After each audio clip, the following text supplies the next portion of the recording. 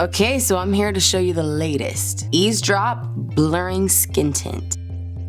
This is the perfect foundation for the no makeup days. It just evens out my skin tone and delivers a soft, blurring finish. I wanted to make sure there's a foundation option for all types of people and all different types of lifestyles. So if you don't like full coverage, or if you're someone who wears like a tinted moisturizer, this one's for you. You can see how quickly it blends into my skin and instantly gives that blurring effect. The lighter coverage and the more neutral undertones are so flexible. We're able to capture our full 50 shade range in 25 shades. Everyone who found their Pro Filter shade has an Eaze Drop shade. I wear shade number 13, which is great for everyone who wears 310 to 320 in our Pro Filter foundations.